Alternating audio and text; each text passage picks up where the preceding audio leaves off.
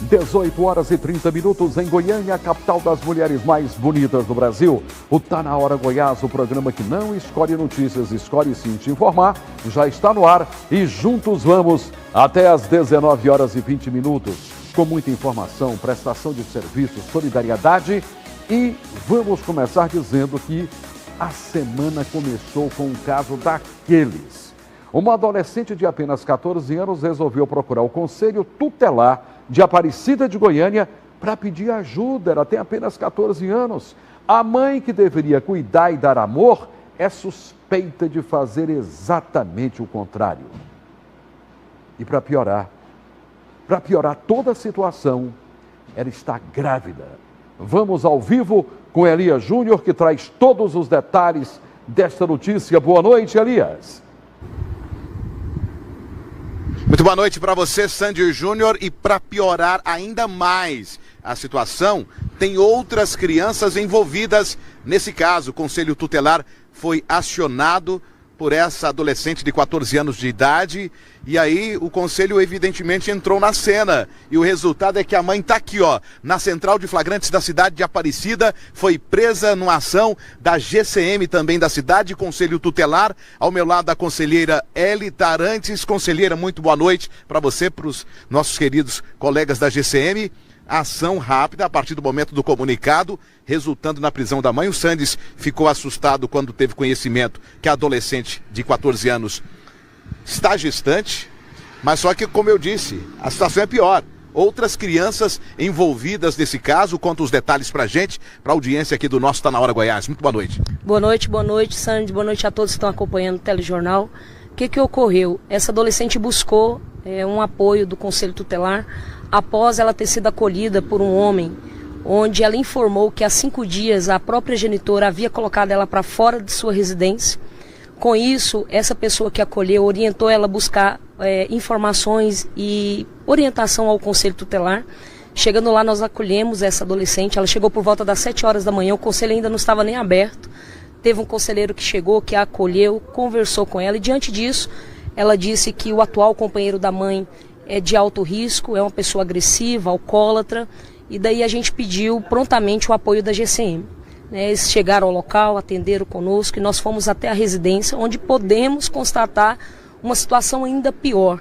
Chegando lá, a gente deparou com 5 crianças que estavam no local, sem nenhum responsável, sem uma alimentação adequada, um local totalmente insalubre, com muito odor, muita sujeira. Então, assim, realmente é um local que não daria nem para se viver. Um cenário que realmente é assustador, insalubre. E o que as crianças falaram com a chegada da GCM do Conselho Tutelar? Então, no primeiro momento assustam, porque de fato não entende o que é o trabalho do Conselho Tutelar. O Conselho Tutelar não é um órgão punitivo, pelo contrário, nós estamos aqui para poder garantir que a proteção e a defesa dessas crianças sejam validados.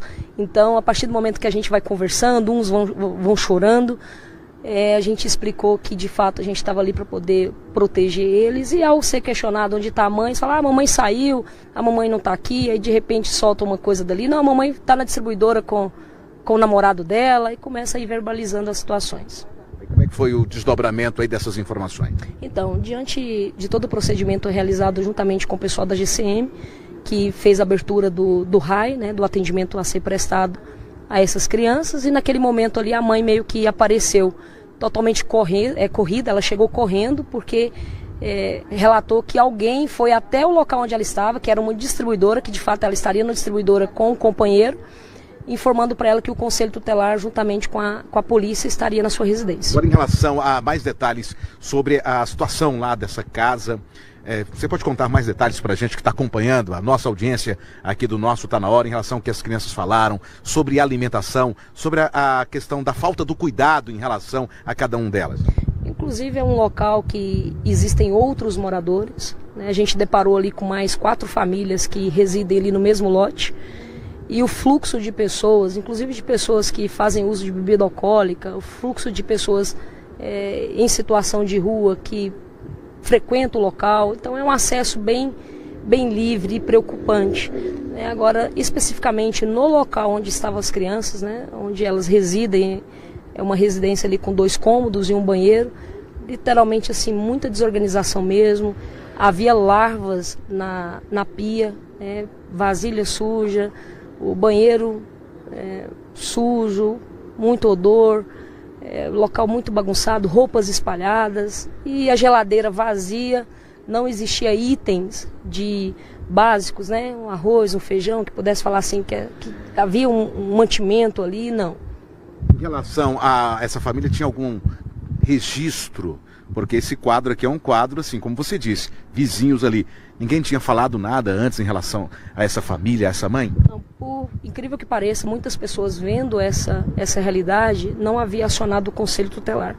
Né? Foi a própria adolescente que nos procurou para uma situação delas. A adolescente nem procurou informando a situação que os irmãos estavam vivendo ou que ela estaria vivendo dentro da residência. Mas ela nos procurou devido ter sido orientada por uma pessoa, né? Que a mãe tinha colocado ela para fora de casa. Então a gente chegou lá e encontramos outra realidade. Mas é uma família, inclusive conhecida pela Rede de Proteção de Aparecida de Goiânia. Há praticamente 1 ano e meio atrás nós tivemos uma ocorrência onde a Polícia Militar também foi acionada por um abandono. Essa mãe não foi localizada no dia dessa ocorrência, que daria um flagrante, ela não foi localizada. 2 dias depois, ela apareceu na sede do Conselho Tutelar e daí a gente fez as medidas cabíveis ao Conselho. Nós emitimos uma advertência por escrita, aplicamos a medida de um termo de responsabilidade para essa mãe poder garantir essa proteção, o que ela não estava cumprindo. Foi uma mãe que a gente encaminhou para a vaga escolar, que ela reclamou muito que não tinha uma rede de apoio da própria família. Então as crianças na época estavam fora da escola, todas inclusive estavam fora da escola, a mãe com essa prática de sair e deixá-los sozinhos. Então a gente fez o nosso trabalho de encaminhar, direcionar para as medidas aplicáveis. As crianças estavam sim no CEMEI. Agora 2 delas se encontram fora da escola, inclusive a própria adolescente já tem mais de 2 anos que não está estudando, e um outro filho dela de 5 anos que também está fora da escola esse ano, porque o ano passado estava no CEMEI, que inclusive foi a vaga que nós havíamos conseguido, e a mãe verbaliza que esse ano não tinha conseguido vaga para o filho. Agora uma pergunta que eu acho que a nossa audiência também tem: e os pais ou pai dessas crianças? Então, os que estão registrados no nome do pai, faleceu, inclusive tem 8 meses, que o pai faleceu em um acidente de trânsito, e da adolescente, a menor, da adolescente de 14 anos, ela verbaliza que o pai dela não reside nesse estado, mas que ela não tem nenhum vínculo afetivo com ele. Diz que ele é morador de rua, é usuário e não mora nesse estado. Como vão ficar essas crianças, já que a mãe está aqui na Central de Flagrantes, foi presa? Qual que é o encaminhamento do Conselho Tutelar? O Conselho Tutelar ele tinha um contato de uma tia materna, irmã da mãe, que inclusive deu todo o apoio na época que aconteceu o primeiro fato. E eu mesma fiz a ligação para essa tia, conversei, mas ela não se colocou à disposição, dizendo que é complicado, que ela ajudou no que pôde. E ela tem a vida dela, né? Tem a rotina dela, e cuidar aí de 6 crianças, mais uma criança que está vindo, não é fácil. Então, nesse momento, ela não pôde fazer o acolhimento. Então, diante disso, nós vamos ter que realizar o acolhimento institucional, né? Vamos ter que levar para o acolhimento do município, tanto de criança quanto de adolescentes, e agora esperar o Poder Judiciário e o Ministério Público a deferir o que for melhor para essas crianças. Conselheira, muito obrigado pela participação, pelas informações aqui no nosso Tá Na Hora Goiás. Trabalho do Conselho Tutelar, importante destacar isso, Santos. Conselho Tutelar aqui na cidade de Aparecida e também os homens da GCM nesta ação no início dessa semana, começando com essa triste notícia, mas só de saber que o poder público está agindo, agora as crianças em boas mãos, e a gente espera que com certeza a justiça seja feita. Volto com você, Sandes. Obrigado, Elias. E vocês perceberam, ela tem 14 anos de idade e está grávida, sem apoio, sem nada. A conselheira tutelar disse, foi na casa dela, não tem nada, né? Mau cheiro, sem comida na geladeira.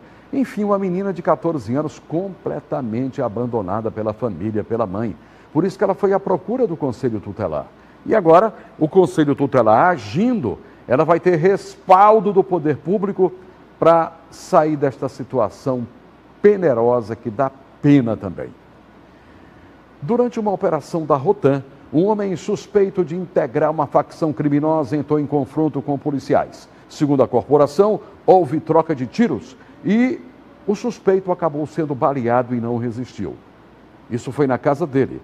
Só que na casa dele os militares encontraram armas de fogo, munições e até artefatos explosivos. Material que, segundo a polícia, reforça a ligação com o crime organizado. A ocorrência mobilizou equipes especializadas e o caso agora segue sob investigação. Acompanhe todos os detalhes na reportagem de Almir Costa. O confronto entre policiais da Rotan e um suspeito de integrar uma facção criminosa ocorreu neste domingo nesta casa da rua S7, no conjunto Morada do Morro, em Senador Canedo. A ocorrência mobilizou diversas equipes da unidade de elite da Polícia Militar. No imóvel morava Jonei Mota dos Santos, que, segundo este tenente da Rotan, foi localizado a partir de informações do Serviço de Inteligência da PM e teria reagido atirando contra os policiais. Equipes de Rotan, através de informações levantadas pelo Serviço de Inteligência, recebeu informação que o indivíduo faccionado estava guardando armas para o crime organizado. Diante das informações, diligências prévias, a equipe do Serviço de Inteligência fez o reconhecimento inicial, confirmou que o indivíduo estava no local e pediu o apoio da equipe fardada. Ao tentar fazer o adentramento, de imediato já foi recebida com disparos de armas de fogo e, não restando outra alternativa, revidar a injusta agressão. O socorro médico foi chamado, mas o homem acabou não resistindo e morreu. Após o confronto, os policiais vasculharam a casa e encontraram drogas no imóvel. Com a ajuda de um cão farejador, os tabletes de maconha foram localizados no forro de PVC. Boa. Faltando. A casa era uma espécie de paiol de armas, inclusive de grosso calibre. A Rotan encontrou um fuzil 7.62, além de uma pistola e 2 revólveres.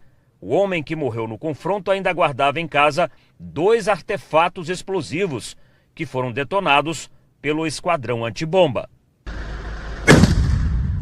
Segundo informações de vizinhos que não quiseram gravar entrevista, Jonei dos Santos morava aqui há cerca de 4 meses.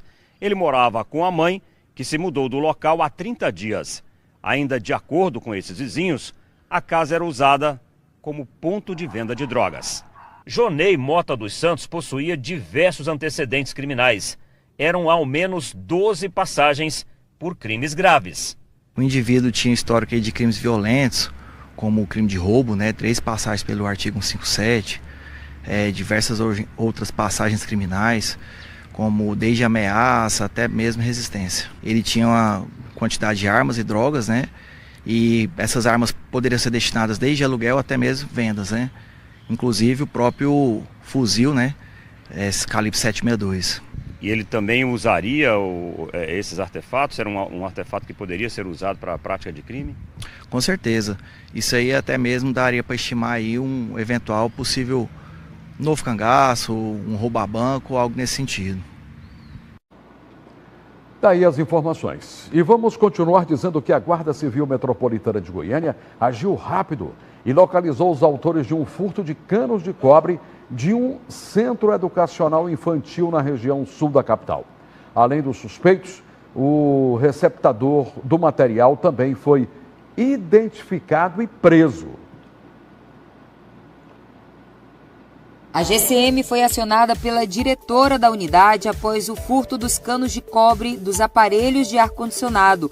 Com imagens do circuito interno de segurança, equipes da 30ª Unidade de Comando Regional localizaram os 2 autores no Jardim América, próximo à Avenida T63. Durante a abordagem, os suspeitos informaram onde haviam escondidos o material e indicaram o nome do comprador. No local apontado, os guardas confirmaram um crime de receptação. O responsável já estava em liberdade provisória e responde pelo mesmo tipo de crime. Os 3 envolvidos foram encaminhados à Central de Flagrantes para as providências legais. Agora, o caso segue sob apuração. Agora eu quero falar para você, estudante, você que está esperando a oportunidade certa para correr atrás do seu sonhado diploma, eu vou te dizer, a hora é agora na Unicesumar. Você atualiza o seu futuro com uma graduação à distância, com 70% de desconto. É isso mesmo, hein? 70% de desconto. no curso todo, viu? São mais de 1000 polos de estrutura completa espalhados pelo Brasil inteiro. Tem sempre um pertinho de você. Além disso, você conta com professores especialistas, tem acesso a um aplicativo exclusivo que te dá flexibilidade para estudar de onde você estiver, no seu ritmo. Tudo isso com a qualidade de quem é nota máxima no MEC. Aproveite, aponte a câmera do seu QR Code que está aqui na tela e matricule-se agora mesmo na Unicesumar. Seu futuro é atualizado com o mais absoluto sucesso. Você de Goiânia, de todo o estado de Goiás, vamos estudar. Vem para a Unicesumar. Bom, olha só, hein? Olha só. Olha só o que está acontecendo. A violência contra a mulher pode acontecer, infelizmente, a qualquer hora e em qualquer lugar. Nem mesmo dentro de um ônibus elas estão seguras. Uma mulher foi vítima de importunação sexual dentro de um ônibus coletivo. E o repórter Guilherme Martins está ao vivo para contar todos os detalhes desse que eu chamo caso que acontece sempre, sempre, sempre. Guilherme Martins, boa noite.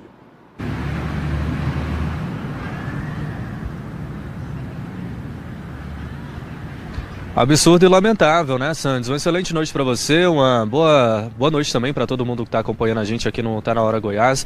Todo esse caso, Sandes, aconteceu dentro de um ônibus interestadual que estava seguindo ali sentido Anápolis. Essa mulher, ela entra nesse ônibus, vai em direção ao banco, ali ela fica sentada. De repente, esse indivíduo, ele também entra nesse transporte coletivo e senta ao lado dessa mulher, né? Ela acreditando que tudo estaria normal, sem imaginar o que iria acontecer segundos depois. O que aconteceu, Sandes? No momento em que esse homem, ele senta ao lado dessa mulher, ele começa, a passar a mão dele nas pernas da vítima, começa a passar a mão nas coxas dessa mulher. Ela, logicamente, revoltada com toda essa situação, vai em direção ao motorista para informar o que estava acontecendo. O motorista, para tentar ajudar essa vítima, para ali exatamente no posto da Polícia Rodoviária Federal para acionar os agentes que ali estavam. Dito e feito, viu, Sandes? Os agentes da PRF vão em direção a esse ônibus e efetuam a prisão desse suspeito de causar essa importunação sexual dentro de um ônibus ali interestadual que seguia sentido cidade Anápolis. Uma testemunha que estava bem atrás, dessa vítima, percebeu toda essa situação, confirmou que de fato essa situação de assédio, de importunação estava acontecendo ali dentro do transporte coletivo. Então essas 4 pessoas, tanto esse abusador quanto também o motorista, a vítima e essa testemunha, essas pessoas elas foram encaminhadas para a delegacia para prestar maiores esclarecimentos. A Polícia Rodoviária Federal reforça que esse tipo de crime deve sim ser denunciado, que essa atitude tanto do motorista quanto da testemunha e principalmente essa revolta da vítima, e com razão, Sandes, foram fundamentais para que a prisão desse indivíduo fosse realizada. É um caso que expõe a necessidade de denunciar. O silêncio nunca vai ser o melhor caminho. Essa mulher fez certo, acionou o motorista percebendo toda essa situação, parou o ônibus dele ali no posto da PRF, acionou os agentes que efetuaram a prisão desse sujeito. Santos, eu volto com você. É isso aí, Guilherme, tem que denunciar. Denunciou o que aconteceu. O motorista parou no posto da Polícia Rodoviária Federal, os policiais foram chamados e ele foi preso em flagrante. Um dia de trabalho que poderia ter terminado em tragédia. Em Senador Canedo, Gilvan Santos, servente de pedreiro, ficou soterrado até a altura da cabeça durante a escavação de uma fossa séptica no terminal da cidade. Foram momentos de desespero, correria e muita tensão. E qualquer segundo podia ter sido decisivo. Essa é uma reportagem exclusiva.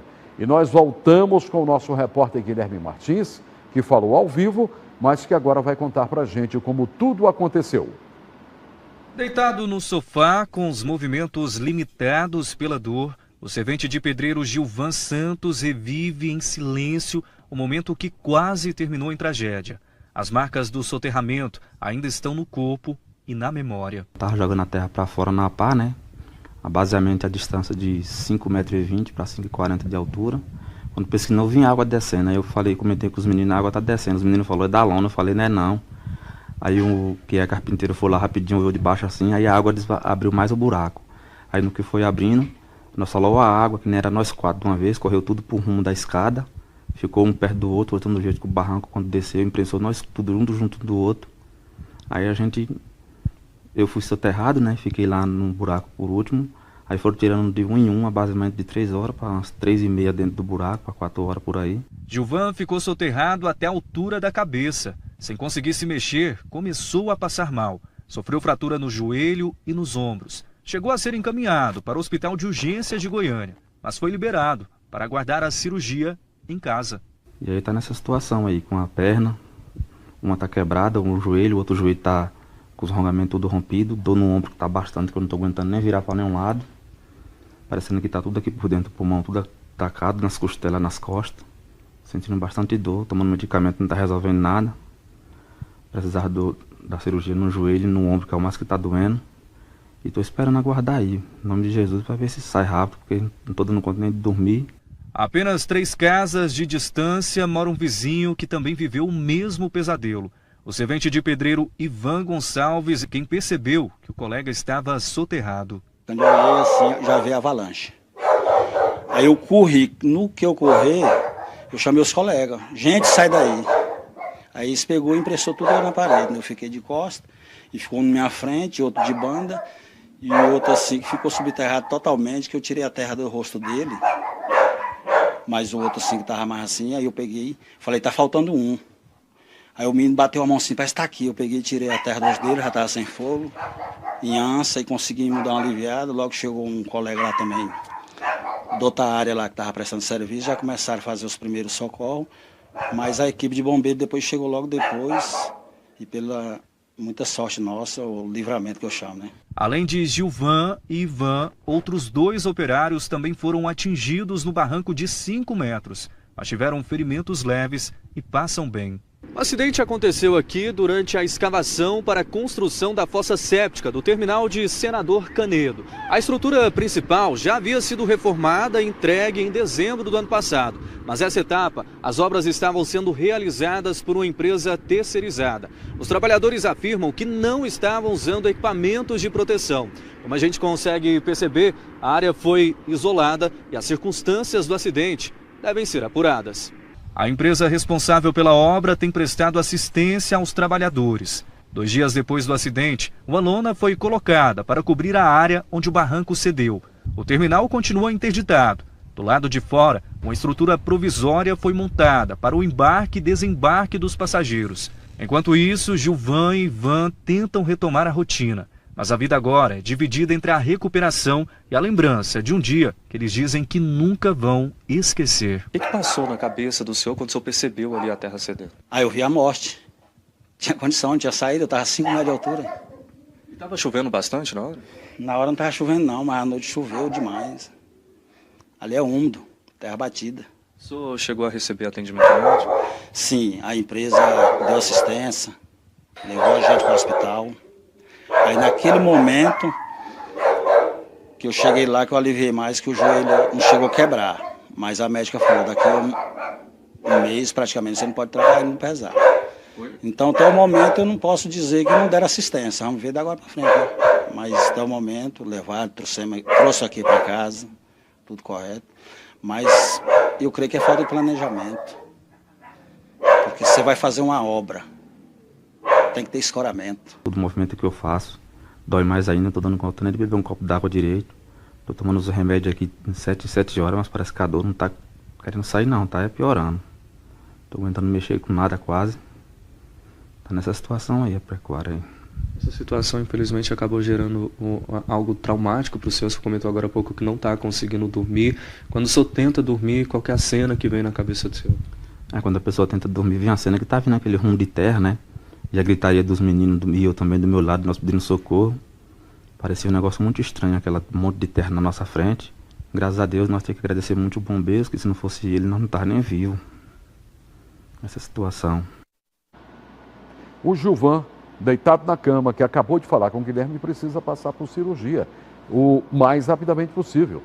Ele falou que não tem ligamento. Atingiu o ligamento do joelho da perna direita, sofrendo muita dor, muita dor, muita dor. E vamos esperar que a empresa tome providências e que ele seja operado o mais rápido possível.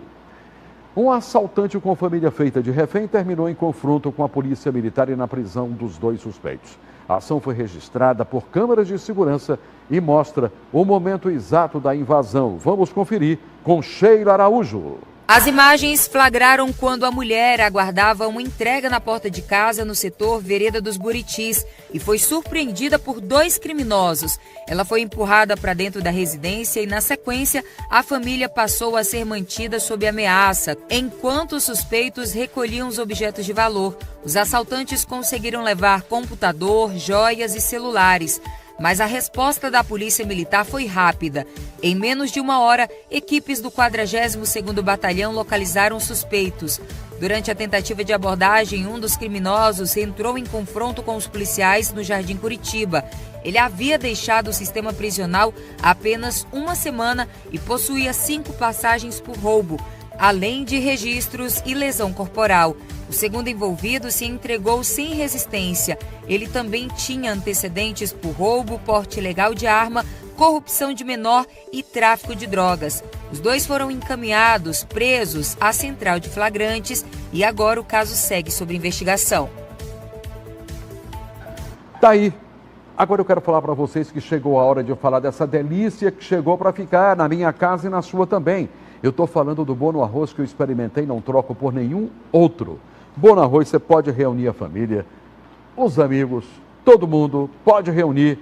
Cardápio tem que ter arroz e arroz é Bono Arroz. Eu tenho certeza que você vai viver momentos emocionantes e inesquecíveis. Eu fui lá conhecer a fábrica. Olha o tamanho dessa fábrica. Que coisa maravilhosa. Conheci todo o processo.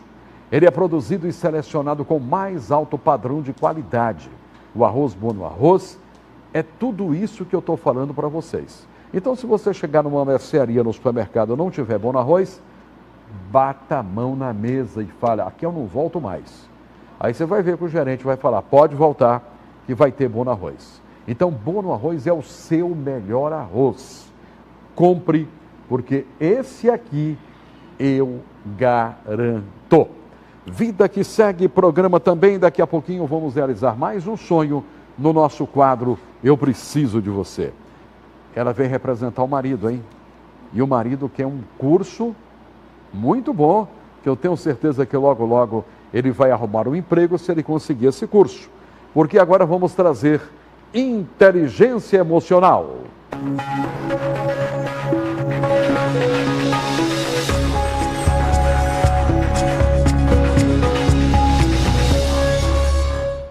A pergunta é a seguinte: por que algumas pessoas se calam para evitar uma rejeição? Quem vai falar sobre este assunto é a psicóloga doutora Adriana Rosa. Boa noite. Boa noite, Sandy. Tudo bom? Tudo bem. Tudo jóia. Boa noite, pessoal de casa. Tudo bem? Então, geralmente, as pessoas aí que se calam é por medo de abandono, né? Elas têm medo e acham que elas precisam servir. Em algum momento aí dentro da sua criação, da relação com seus pais, elas acreditam que está ali servindo o outro, está à disposição do outro, é o que garante a companhia, é o que faz com que as pessoas gostem dela, né? Então, ela sofreu algum tipo de invalidação quando era mais nova, ou nas relações com amigos, ou em relações também de parentais, amorosas, né, em que ela acha que toda a validação dela está no servir o outro, no cuidar do outro, no que vai fazer para agradar o outro, e tudo dela tem que deixar para depois. Ela é invalidada. Sua baixa autoestima também é muito grande, porque ela acredita ali que ela não tem valor para nada, tem a crença do desamor, do desamparo, né, da falta de proteção mesmo do outro, né? Então ela acha que se posicionar, ela vai fazer com que crie brigas, geralmente dentro de casa. São aqueles pais que a criança vai falar alguma coisa e o pai não quer ouvir. Não fale, aí gera uma confusão, briga, que vê muita briga com o pai e com a mãe, acaba achando ali que tudo que ela vai falar, que ela acredita que é importante, vai gerar uma confusão. Vale lembrar aqui que para você se posicionar, você pode criar diversas formas. Às vezes você não precisa nem falar. É só o seu comportamento que já vai expressar ali o que você quer, o que você precisa. E e não gerar uma briga, e não fazer com que aquilo ali tudo se torne um problemão. E outra coisa, o silêncio, ele traz ansiedade, o silêncio faz uma desconexão interna com você, pode fazer depois que você tem uma comunicação passiva-agressiva, que é aquelas pessoas que já atacam, né, para poder se defender. Então, não vale a pena se calar por medo de rejeição. Questione seus pensamentos e fala, por que eu estou com medo de me posicionar? Por que eu estou com medo de falar? Você tem valor. Ok, Adriana Rosa, muito obrigada e até a próxima. Eu que agradeço e até a próxima e uma ótima semana. É isso aí, vida que segue, programa também. Quero mandar um forte abraço para todos os nossos telespectadores de Goiânia e de todo o estado de Goiás. A TV Serra Dourada vai em todo o estado de Goiás, então você do sul, do norte, do nordeste goiano, o nosso abraço e sempre muito obrigado pelo carinho da audiência que cresce a cada dia. A faixa de pedestres, que deveria ser um espaço de proteção, tem se tornado cenário de acidentes e também de multas nas ruas de Goiânia.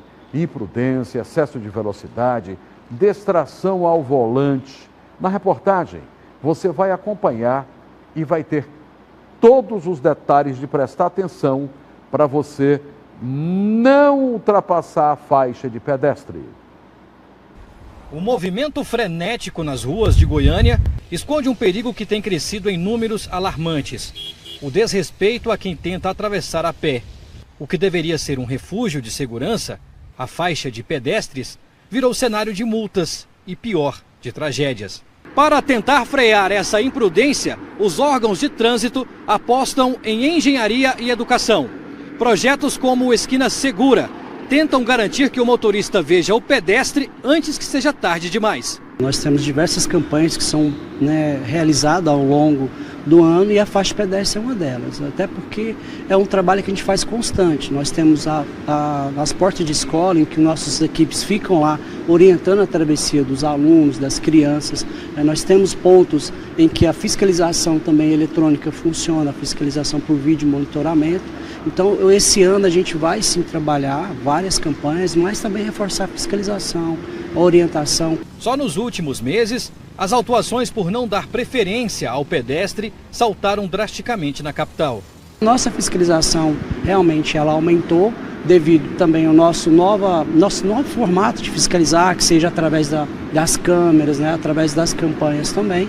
E aí esse número, infelizmente, de autuações que diz respeito principalmente à falta de responsabilidade e empatia dos motoristas de Goiânia. São infrações que podem custar quase R$300 e render até 7 pontos na carteira. Se a pessoa só parar sobre a faixa é uma classificação, é uma infração mais branda.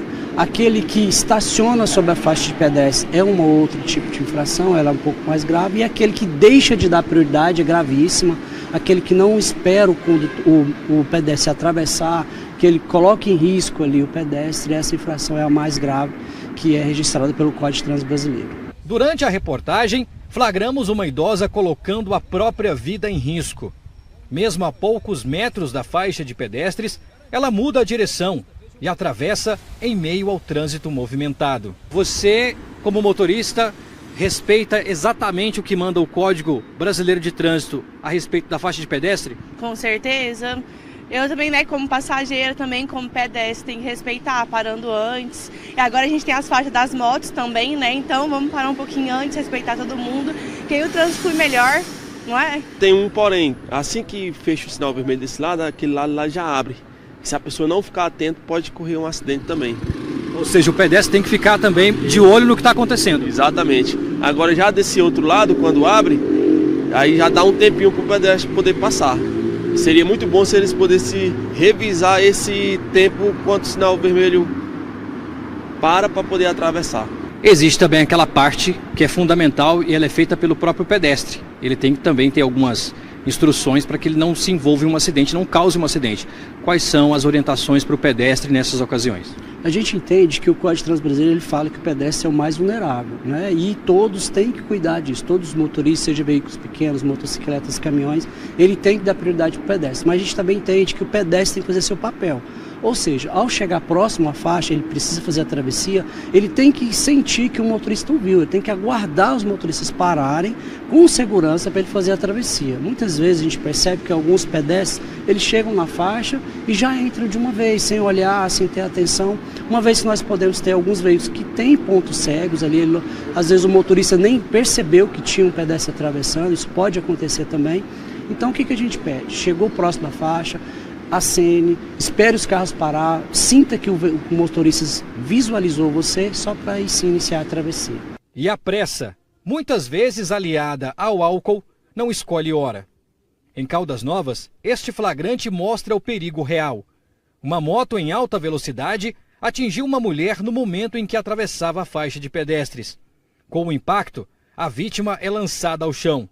O motociclista perde o controle da direção e bate em um carro estacionado. A pedestre sofreu fratura exposta, enquanto o piloto da moto sofreu fratura na bacia.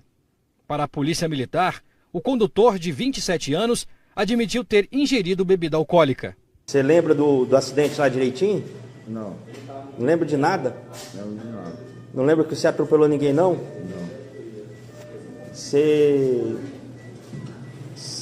Mas você confirma que bebeu hoje? Bebi, mas não confirmo que atropelei ninguém, não. Mas bebeu quantas cervejas hoje? 2 latinhas. Bebeu umas 2 latinhas? 2 latinhas de cerveja. Ah, tá.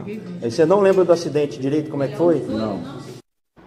Deve ter bebido 2 dúzias de latinha, né? Para não lembrar de nada. Agora vamos com o nosso quadro de solidariedade.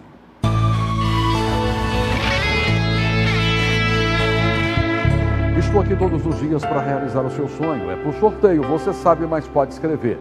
Tá na hora goiás@tvsd.com.br. Sandy Júnior, amigo da gente. Eu me chamo Lázaro Matheus Teres, eu tenho 48 anos, sou casado, não tenho filhos e atualmente eu trabalho numa indústria de cadeira de rodas. Só que eu quero mudar de profissão. Eu queria muito ganhar através do teu quadro de solidariedade uma bolsa para que eu possa fazer um curso de operador de empilhadeira. Vou ficar feliz da vida se eu ganhar. Quem veio representar o Lázaro foi a esposa dele, Jeane. Jeane, boa noite. Boa noite. Vocês moram onde? No Aparecida de Goiânia, Vila Souza. Qual bairro? Vila Souza. Lá na Vila Souza? Isso. Sabia que eu moro em Aparecida também? É? Bom demais. Eu moro em Goiânia e moro em Aparecida. Então nós somos, eu não diria vizinhos, mas moramos na mesma cidade. Bom. Tá certo? Certo. Então, o seu esposo, vocês estão casados há quanto tempo? 12 anos. 12. Não tem filhos? Não. Pretende? Não. Quem sabe? Quem sabe, só Deus sabe. Só Deus. Mas ele quer ganhar o curso de operador de empilhadeira. Isso. É o sonho dele, ele ganhar esse curso. Ele trabalha numa empresa que faz cadeira de rodas. Isso. É lá mesmo em Aparecida? É, no rumo do polo. E esse curso de operador de empilhadeira, ele pode trabalhar em Aparecida, pode trabalhar em Goiânia, enfim, ele pode trabalhar em diversos lugares. Bom, tá com fé que vai ganhar? Tô. Acredito muito em Deus. Muita. Posso perguntar para a produção? Pode, fica à vontade. Então, produção, a Jeane está com fé. O Lázaro está em casa assistindo também. Então a pergunta é a seguinte: o curso é de operador de empilhadeira, hein? Ganhou ou não ganhou?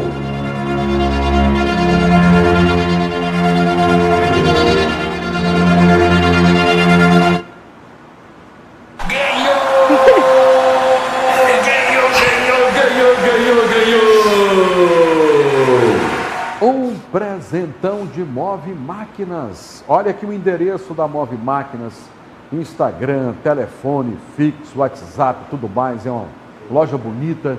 Estamos mostrando aí o curso de operador de empilhadeiras. E quem vai falar de lá é o Márcio Lima. Olá, Sandes. Muito obrigado pelo convite. É uma satisfação imensa poder sempre estar contribuindo com o seu programa e sabendo, né, o quanto que é importante as pessoas se qualificarem, poder ter a sua renda, aumentar aí e ter sua qualificação profissional.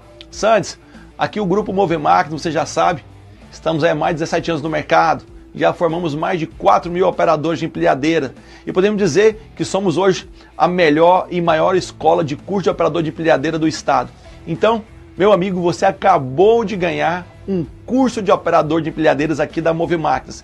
E para ficar ainda melhor, Sandes, essa semana já tem curso. Então, se você aí que acabou de ganhar, pode essa semana já se matricular e fazer curso essa semana mesmo.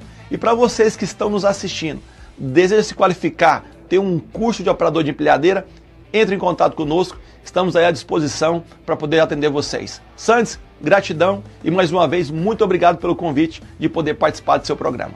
Eu que agradeço, Márcio. E você, feliz da vida por você muito e pelo feliz, marido? Muito feliz. Então muito dê um abraço obrigado. nele e começa a fazer o curso logo, hein? Tá bom. Vai Felicidades. Sim. Obrigada. Graças a Deus, mais um sonho realizado através do nosso quadro de solidariedade. Eu preciso de você. Sandy Júnior faz o bem sem olhar a quem. Vamos falar de saúde? E saúde é com a nossa repórter Lizzy Souza. Assunto muito importante, hein? Ele é otorrinolaringologista.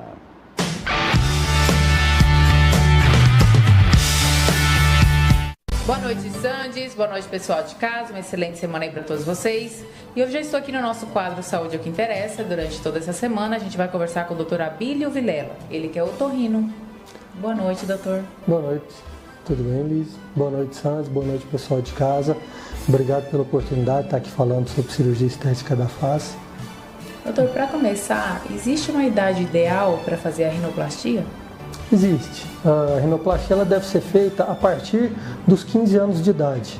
É importante que a menina tenha menstruado há pelo menos mais de 2 anos para ter um desenvolvimento adequado da face, para poder fazer as modificações adequadas e ter um resultado satisfatório. Se essa cirurgia for feita sem esse desenvolvimento da face, a mudança estética do crescimento pode atrapalhar o resultado da cirurgia. Então, por isso, a gente tem que esperar esse momento para poder estar fazendo a cirurgia. E pode impactar a saúde respiratória, doutor? Normalmente tem um impacto positivo, né? Essa cirurgia ela atrapalha a respiração se ela não for bem feita. Mas numa cirurgia corretamente realizada, numa cirurgia que foi feita com conhecimento anatômico do nariz, ela além de melhorar a estética, ela vai melhorar a respiração. Muito obrigada. Sandes, é com você. Até amanhã. Ok, Lizzy, muito obrigado e até amanhã. Assunto importantíssimo agora, hein? Vamos a um rapidíssimo intervalo comercial. Você sabe, é um pé lá, outro cá e eu volto já.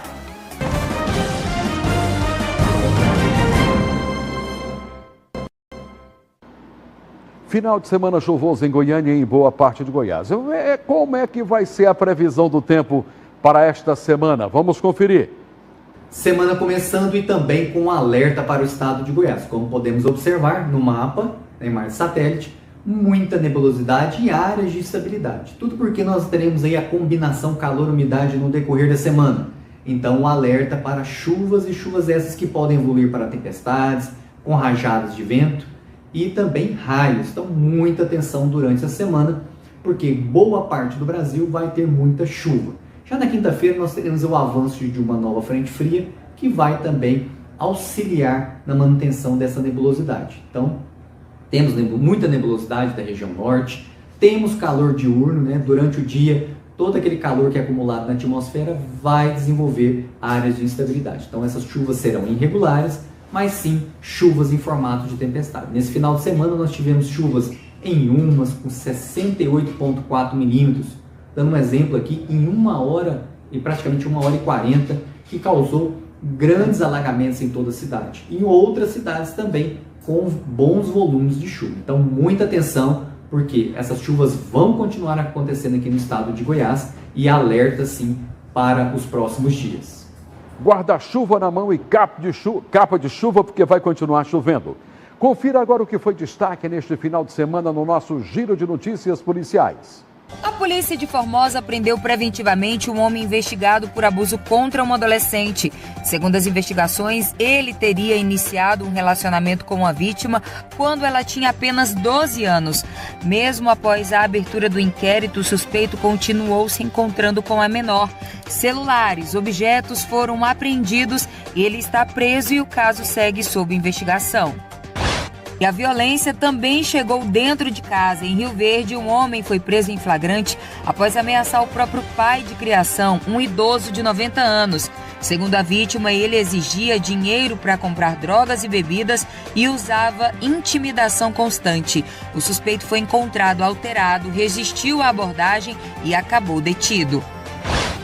Já em Aparecida de Goiânia, a polícia encontrou o crime funcionando atrás de uma fachada comercial. Uma operação terminou com a prisão do dono de uma distribuidora no setor Morada dos Pássaros. No local foram apreendidas drogas como skunk e cocaína, além de bebidas vencidas. O estabelecimento também operava fora do horário permitido. E nem dentro do ônibus da passageira escapou do crime. A Polícia Rodoviária Federal deteve um homem acusado de importunação sexual dentro de um ônibus interestadual na BR-060. Segundo a denúncia, ele tocou sem consentimento nas pernas de uma passageira e insistiu mesmo após a advertência. O caso foi levado à delegacia e registrado como crime. E um crime ainda cercado de mistério foi registrado no interior do estado. Um corpo parcialmente carbonizado foi encontrado na zona rural de Jataí. A perícia aponta que a vítima pode ter sido morta em outro local e depois levada até a área de mata, onde o corpo foi incendiado. O homem ainda não foi identificado e o caso segue sob investigação. Cadeirinha salva criança de 2 anos de idade em grave acidente na GO 147 em Piracanjuba. A colisão registrada hoje envolveu um carro de passeio e um veículo de grande porte, mobilizando equipes de resgate. O impacto aconteceu próximo à ponte sobre o rio Piracanjuba e deixou 3 adultos feridos. Mas um detalhe chamou a atenção das equipes de socorro. Uma criança de aproximadamente 2 anos saiu ilesa. Segundo o Corpo de Bombeiros, ela estava corretamente presa à cadeirinha de segurança, o que foi fundamental para evitar qualquer ferimento. O motorista do carro foi resgatado com fortes dores no quadril e também na perna. 2 mulheres também ficaram feridas, foram atendidas pelo SAMU e encaminhadas para unidades de saúde da região. E agora, Adriana Bueno chega com o jornal Serra Dourada. Obrigada, Sandes. Esse caso é a prova clara de que seguir a lei não é burocracia, é proteção. A cadeirinha